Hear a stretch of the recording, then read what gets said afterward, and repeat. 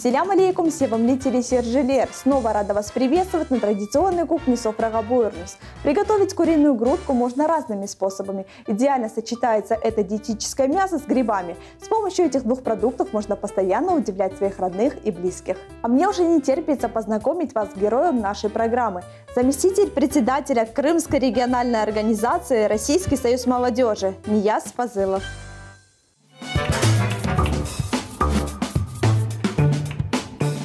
Во все времена будущее страны напрямую было связано с воспитанием подрастающего поколения. Именно молодежь выступала инициатором развития и прогресса всех сфер деятельности. Активное участие в развитии общественной жизни Крыма принимает герой нашей программы Нияз Фазылов. Благодаря своей целеустремленности и настойчивости ему удалось добиться высот в работе. Нияз Бей является заместителем председателя Крымской региональной организации «Российский союз молодежи». Управляя молодой и творческой командой, стремится к созданию слаженной и дружеской атмосферы в коллективе. Несмотря на загруженный рабочий день, молодой руководитель находит время для прогулок на свежем воздухе. Отмечает, что правильное чередование работы и отдыха является залогом качественного и продуктивного результата. А прямо сейчас на кухне Софрага Буйрнус Нияз Фазылов раскроет секрет приготовления традиционного блюда итальянской кухни.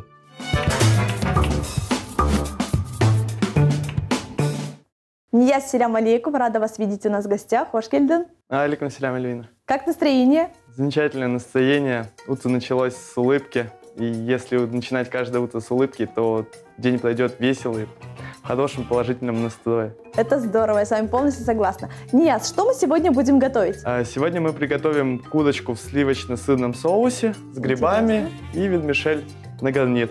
Отлично. А какие ингредиенты нам необходимы? Нам понадобится куриное филе, нам понадобится лук, чеснок, грибы, шампиньоны, сливочное масло, сыр, сливки, специи, соль, перец, паприка, кориандр и вермишель для гарнира. Собственно, все. Отлично. С чего мы начнем? Мы начнем с приготовления курицы. Для начала мы ее нарежем кубиками и обжарим. Хорошо. Мы нарезаем ее крупными кубиками. Угу. Нияз, чем могу этим временем помочь тебе я? Сейчас можно почистить чеснок для соуса. Отлично. Всегда рада помочь своему гостю. Нияз, как часто ты готовишь? Ой, откровенно, мне не хватает времени для готовки, потому что работы очень много, работаю до позднего вечера, и живу с сестрой, и приходя домой, она меня всегда балует вкусностями. Как хорошо, что есть у тебя сестра, ты можешь, в принципе, не задумываться, что приготовить, ты приходишь домой, и у тебя уже все готово. А на самом деле сестра очень сильно выручает, очень сильно помогает.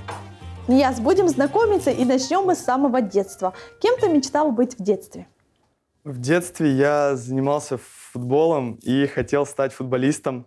Меня Интересно. очень вдохновляла игра Зинедина Зидана. Это был финал чемпионата мира 2006 года. Мы всей семьей смотрели финал. Тогда играла сборная Франции и сборная Италии в финале. Во время матча я уснул. К сожалению, Франция проиграла, но утром мне об этом не сказали. Мне сказали, что Франция победила.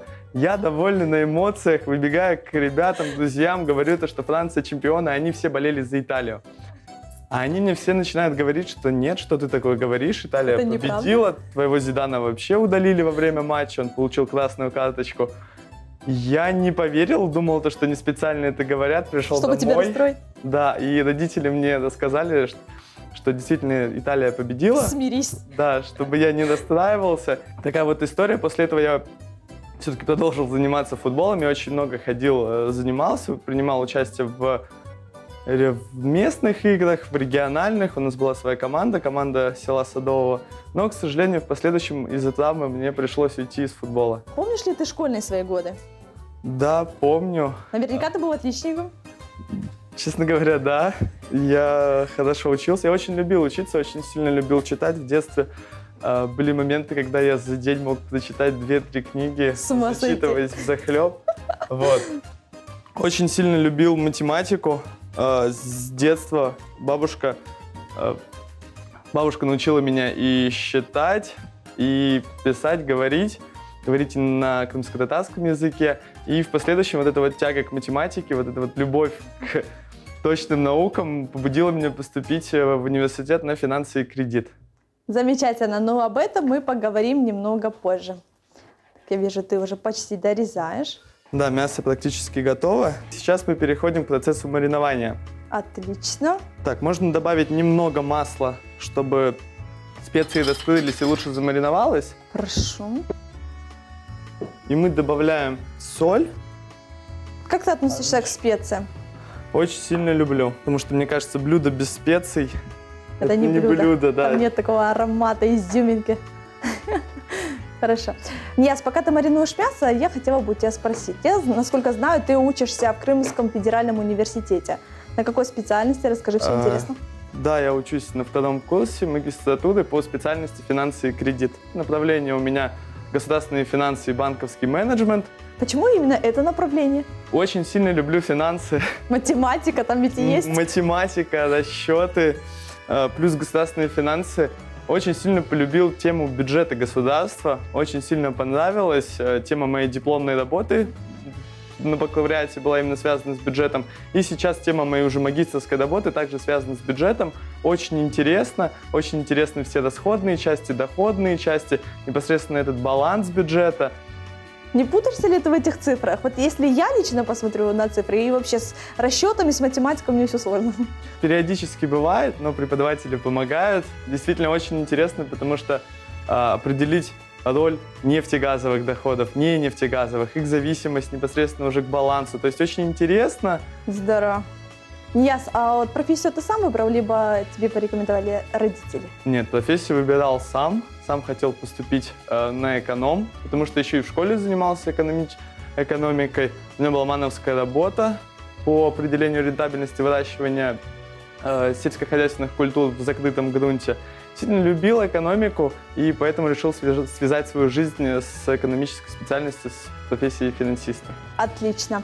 Нияз, что у нас здесь происходит? Так, мясо мы замариновали, сейчас оно немножечко полежит, и мы уже перейдем непосредственно к процессу жарки. Тогда мы это убираем на 5-10 минут.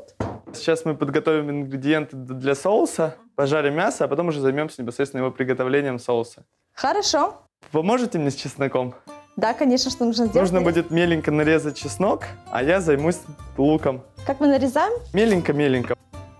Почему ты решил заняться общественной деятельностью? Знаю, что это все началось со школы. В нашей школе очень часто проходили вечера, где были творческие конкурсы, интеллектуальные, а мама у меня учитель, и она очень часто меня брала с собой вечером. То есть еще когда я был в 5-6 классе. И мне это все очень сильно нравилось. Я хотел быть причастным, участвовать во всех этих мероприятиях. И с 7 класса я пришел в актив ученического самоуправления, сказал, что хочу помогать, хочу сам изъявил развиваться. желание, да? Молодец. Меня взяли, и в последующем уже начал принимать участие в организации школьных мероприятий. Со временем стал президентом школы, затем возглавил Союз детских и подростковых организаций и объединений Нижнегорского района, вошел в состав Крымской лиги активистов Совета Сколько старшеклассников. всего! Целый букет успехов. Да, я каждую субботу пропадал на мероприятиях в районе. Периодически раз или 2 раза в месяц мы выезжали на республиканские мероприятия. Дома на выходных меня практически не видели. И в школу я приходил тоже очень поздно, потому что занимались организацией мероприятий, конкурсов. Нияз, мы следим за твоей активной деятельностью и, честно признаюсь, гордимся тобой. Благодаря каким качествам тебе удается добиваться таких успехов? Ну, в первую очередь, это трудолюбие, это целеустремленность, потому что очень часто бывают неудачи, и они мотивируют делать дальше, развиваться, потому что не стоит никогда опускать руки, нужно идти до последнего, до конца, несмотря ни на что. Именно тогда у тебя получится добиться результата, получится раскрыться, реализоваться. Мне кажется, это главные принципы и главные навыки, которыми нужно пользоваться каждый день. Хорошо, давай перечислим 3 качества. Трудолюбие, ты сказал? Трудолюбие. Никогда не останавливаться на достигнутом. Да, целеустремленность, вера в себя, вера в команду, вера в успех. Отлично. Смотри, даже получилось больше 3 качеств. Здорово. Нияз, как относятся близкие к твоим достижениям, к твоим успехам, к твоей занятости? Родители меня поддерживают, всегда смотрят, всегда наблюдают за мной в социальных сетях, смотрят эфиры, наставляют, помогают и поддерживают. Я уверен, что без их поддержки у меня бы ничего не получилось. Да, с тобой полностью согласна. От поддержки родных и близких людей много что зависит. Нияз, я уже накрошила чеснок. Да, сейчас мы уберем чеснок, уберем лук. С луком я тоже уже справился. И займем нарезкой грибов. Отлично, давай пересыпаем аккуратненько. Нияз, на данный момент ты являешься заместителем председателя Российского союза молодежи. Расскажи, чем занимается организация, какими вопросами? Главная цель деятельности нашей организации – это помочь молодому человеку найти место в жизни и самореализоваться. Мы реализуем в Республике Крым 10 федеральных и 3 региональных программы. Мы являемся крупнейшим коммуникатором с молодежью, являемся организатором форумов, конкурсов, мероприятий, то есть у нас различная сфера деятельности, но одна из приоритетных – это образование. Мы занимаемся повышением личной эффективности и конкурентоспособности молодежи Республики Крым через инструменты неформального образования. Отлично. Сейчас, Ирина, я тебе предлагаю нарезать грибы. Каким образом мы их нарезаем? Мы делим гриб пополам и меленько крошим. Хорошо. Нияз, то есть ваша организация, она близка к молодежи, да? Не близка, у нас действительно молодежная организация. Мы одна из крупнейших некоммерческих, неполитических молодежных организаций Российской Федерации. В республике мы также являемся лидерами в сфере молодежной политики. Мы всегда открыты к предложениям, к инициативам, всегда рады новым ребятам в команде, новым ребятам в движении. То есть очень радует перспектива развития государственной молодежной политики в Республике Крым в целом. Ну хорошо, это все в общем. Давай вот на уровне школы. Что происходит? Я являюсь региональным координатором корпуса общественных наблюдателей в Республике Крым. Наши федеральные общественные наблюдатели проводят мониторинг хода проведения единого государственного экзамена в Республике Крым. Следят за ходом проведения, то есть чтобы ребята не списывали, чтобы организаторы не нарушали, не помогали. Тем самым мы сохранируем и гарантируем права каждого выпускника школы. Мы обеспечиваем равные возможности при выпуске из образовательной организации, при сдаче государственной итоговой аттестации, во время сдачи экзаменов. Ребенок сдает экзамен, то есть вы в большей степени наблюдаете, да, за этим процессом? Да. Отлично. Вот. Также, если говорить о деятельности в школах, мы реализуем программу «Ученическое самоуправление», помогаем развитию органов ученического самоуправления во всех школах Республики Крым. Как вы помогаете? Проводите тренинги? Мы помогаем в написании положения по выборам президентов ученического самоуправления, работаем непосредственно уже с сформировавшимися органами ученического самоуправления. В прошлом году и уже на протяжении 3 лет мы проводим республиканский съезд лидеров ученического самоуправления, где определяем главного президента Республики Крым, который помогает развиваться всем органам всех образовательных организаций региона. Мы также работаем отдельно с образовательными организациями, приезжаем к ним с тренингами по личной эффективности и непосредственно по профессиональной деятельности, по развитию органов ученического самоуправления. Плюс в этом году при поддержке администрации города Симферополя мы запустили новую региональную программу «Герои России». Столько всего, но об этом мы поговорим немного позже. Кто еще состоит вот в вашей команде? Сколько всего человек в организации? В нашей организации на данный момент более 700 человек. Мы являемся, как я говорил ранее, крупнейшей молодежной организацией в регионе. В прошлом году в наших мероприятиях приняло участие более 300 тысяч человек. Немало. Вот. Также в прошлом году мы проводили на территории Республики Крым первое мероприятие федерального уровня. Это Всероссийская национальная премия «Студент года». К нам приехали ребята, лучшие студенты из практически всех субъектов Российской Федерации. Более 70 субъектов было представлено студентами. Какая отдача вот от молодежи, от студентов, от школьников? Действительно, ребят очень много ребят, которые хотят принимать участие в наших мероприятиях. Мы также занимаемся неформальным образованием, они получают мотивацию для деятельности, для развития, для повышения своих навыков и компетенций. Здорово. Нияз, вот ты говорил о проекте «Герои России» и о неформальном образовании. Расскажи, пожалуйста, подробнее. «Герои России» — это региональная программа, мы запустили ее в этом году. Цель этой программы – это патриотическое воспитание молодежи и формирование общероссийской, общегражданской идентичности через встречу с героями России. Приезжаем в образовательные организации и проводим для обучающихся встречи с выдающимися личностями. В мероприятиях в рамках реализации героев России в этом году приняло участие более 10 тысяч человек. То есть мы планируем и в следующем году увеличить количество участников данного мероприятия. Ну, проект ведь новенький, запустили его только в этом году, думаю, все у него еще впереди, и количество участников будет только увеличиваться. Да, в сфере неформального образования Крымская региональная организация работает уже более 4 лет. Это тренинги, мастер-классы с региональными специалистами по неформальному образованию. А что такое неформальное образование? Расскажи. Неформальное образование – это образование в формате тренингов, мастер-классов, то есть необычная лекция, а когда специалисты делятся своими навыками и компетенциями в формате мастер-классов, тренингов, сайт-сессий, то есть в таком ключе. То есть уже подключается творческая сторона личности, да?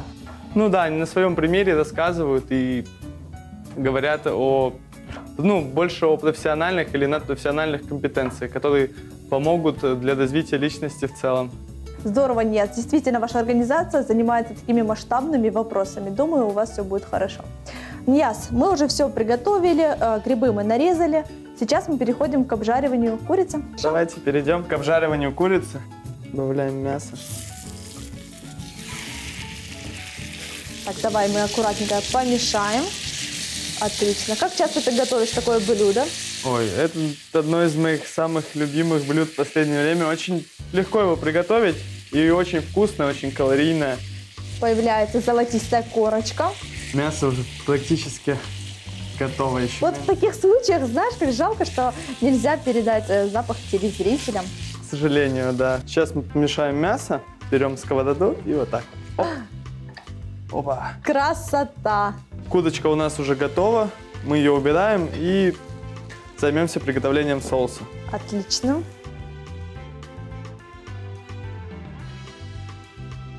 Все, хорошо приготовилось. А что мы теперь делаем? Все, теперь мы закроем фольгой, чтобы курочка не остыла во время приготовления соуса. Каким образом? Мы накрываем посуду фольгой. Все, теперь мы убираем это. Отлично, давай уберем. Сейчас мы займемся приготовлением соуса. Сначала мы добавим масло. Загреется, и мы начнем обжаривать лук с чесноком. Пока подогревается масло, я задам вопрос. Необходим ли какой-то определенный опыт человеку, который хочет вступить в вашу организацию? Что для этого нужно? Самое главное – это инициатива, чтобы ребята были инициативные, чтобы они хотели реализовывать собственные идеи, чтобы они были полезны региону, полезны молодежи, чтобы смогли раскрыть полностью свой потенциал и потенциал всей молодежи региона. Сейчас мы, наверное, уже перейдем к обжарке лука. Давай. Мы добавим лук и сразу же чеснок. Отлично. Мы добавим еще кусочек сливочного масла и потом уже добавим грибы. Вместе с грибами лук подзолотится и грибы будут готовы. Сейчас мы помешаем лук. Тем самым способом. Возвращаясь к нашему разговору, Нияз, то есть даже я могу вступить в вашу организацию, да? Да, вы можете вступить в нашу организацию. У нас только 2 критерия. Первый критерий – это возрастной, от 14 до 30 лет. И второй критерий – это гражданство Российской Федерации. Все, что необходимо. Да. В принципе, все есть. Хорошо. Эльвина, сейчас нужно будет натереть сыр. Поможете мне? Да, конечно, всегда рада помочь. Нияз, мне известно, что вы проводите тренинги. Расскажите, каким образом вы подбираете темы и кто принимает в этом участие? Одной из программ Центра неформального образования Республики Крым является проект «Добрые выходные». Интересно, «Добрые что выходные» – это когда пул региональных молодежных тренеров выезжают в муниципальное образование и в течение целого дня прокачивают молодежь. Закачивают по надпрофессиональным навыкам и компетенциям и непосредственно в профессиональной сфере деятельности, тренинги по развитию ученического или студенческого самоуправления, по социальному проектированию, по созданию волонтерских центров и добровольческих организаций в регионе. Провожу тренинги по социальному проектированию, помогаю ребятам в реализации их социальных инициатив, реализации социальных проектов на благо региона. Ну и тренинги по надпрофессиональным компетенциям, по личностным навыкам. Это и лидерство, и тайм-менеджмент, и эффективные коммуникации. И даже получают поддержку не только административную, информационную, но и финансовую, и побеждают в грантовых конкурсах. Лук у нас уже готов. Мы добавляем грибы и добавляем еще кусочек сливочного масла, и наши грибы будут более сочными. Я вспомню, что это свой первый тренинг. Это очень волнительно. И вообще для того, чтобы стать успешным тренером, для того, чтобы ты действительно мог эффективно доносить и ретранслировать свой опыт, свои знания для молодежи, необходима практика. Потому что без практики невозможно совершенствоваться и развиваться. Действительно, поначалу это было очень тяжело, но после нескольких уже этапов, после нескольких выступлений, оно все получается. Ты находишь те моменты, по которым у тебя не получается, и уже в последующем сам их отрабатываешь. Для того, чтобы стать тренером, нужно больше практики, нужно работать, больше читать, больше совершенствоваться, чтобы эффективно передавать те новые знания, новые навыки и компетенции для молодежи. Отлично. Нияз, смотри, я уже натерла. Будем заливать все сливками и сыром. А наша вода уже закипает, я думаю, самое время добавить туда вермишели. Да. Вы мне поможете, Лин? Да, конечно, помогу. Давайте аккуратно так погружаем в воду. Добавим немного соли. Грибы у нас уже практически готовы. Сейчас мы зальем все сливками. И в последующем, как сливки у нас начнут закипать, мы добавим сыр. Отлично. А пока закипает наш соус, Нияз, я хотела бы спросить, чем привлекает тебя твоя работа? Я очень сильно люблю свою работу. Я готов даже в выходные.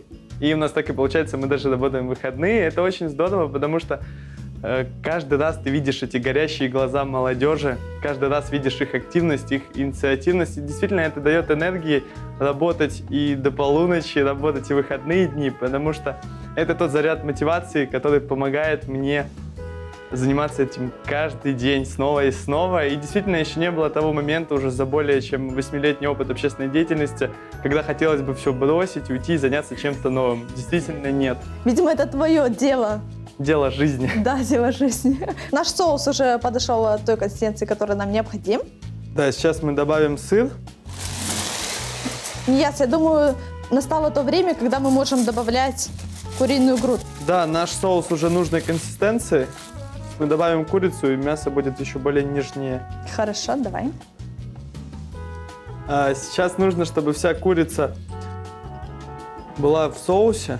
И впитала в себя этот все сок. Все соки, все ароматы. Хорошо, красота. Вермишель уже готова. Да. Курица тоже. Сейчас мы займемся подачей. Скрутим красиво вермишель. Интересненько. И добавляем курочку с грибами в сливочно-сырном соусе. И можно добавить соус на вермишель. Отлично. Красота. Наше блюдо полностью готово. Можно также подавать его с картофелем, с рисом, с гречкой. Кто какой гарнир больше любит. Сегодня мы подали его с вермишелью. Курочка у нас очень хорошо сочетается с грибами и сливками.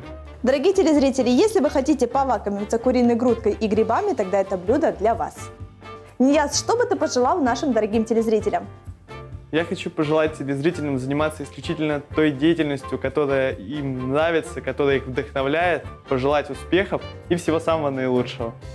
Саунес, Нияз, что разделили этот выходной день с нами и поделились этим невероятным рецептом. Саунес, за приглашение, было приятно с вами готовить. А мы, в свою очередь, желаем вам ставить большие цели и успешно их достигать. Это была программа «Софрага Буйрнус», Аштатлоусун, Коришкенде.